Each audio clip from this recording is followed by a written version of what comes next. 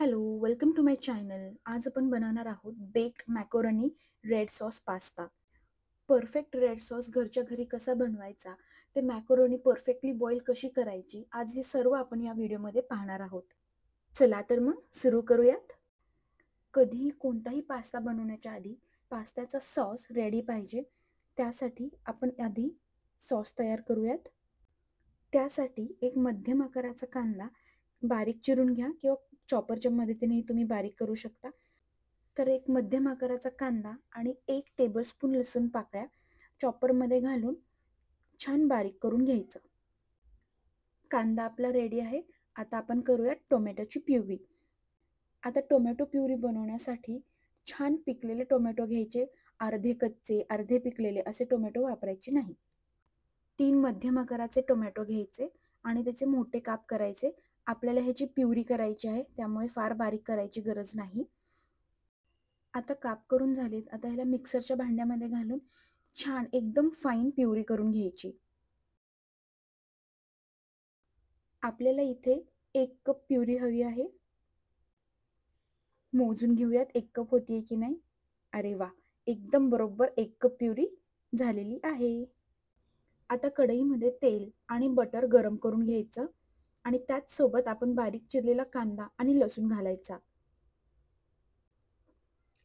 कांदा इथे हलकासा कॅरमलाइज होईपर्यंत परतायचा.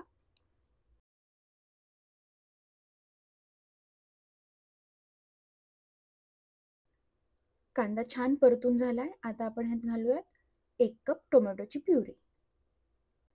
टोमॅटो प्युरी सोबतच आपल्याला घालायचं आहे अर्धा टीस्पून लाल तिखट, चिली फ्लेक्सही घालू शकता, अर्धा टीस्पून काळी मिरी पूड आणि 1 टीस्पून मिक्स्ड हर्ब्स. आता हे सर्व 5 ते 6 मिनिटं मध्यम आचेवर आपल्याला शिजवून घ्यायचं आहे.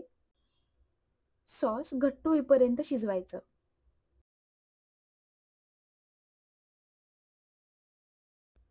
सॉस घट्ट होत आला की त्यात घालायचं चवीपुरतं मीठ आणि अर्धा टीस्पून साखर. साखर घालणं हे ऑप्शनल आहे, पण टोमॅटोला हलकासा आंबटपणा असतो.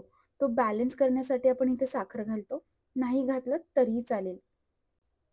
पाहू शकता तुम्ही सॉस आपला छान एकजीव आणि घट्ट झाला आहे. आता गॅस बंद करायचा आणि सॉस बाजूला ठेवून द्यायचा. आता आपण पास्ता बॉईल करायला घेऊयात. त्यासाठी 2 ते 3 लिटर पाणी आणि त्यात थोडंसं मीठ घालून पाण्याला छान उकळी काढून घ्यायची.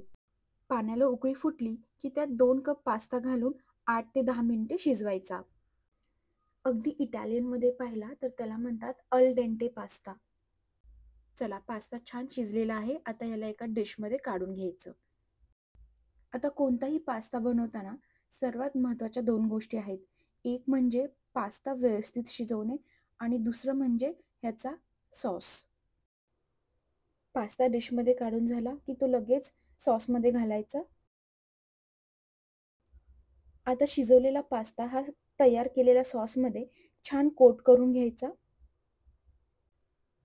हा पास्ता आता आपण बेक करून घेणार आहोत. पण तुमच्याकडे जर ओव्हन नसेल तर काय करायचं?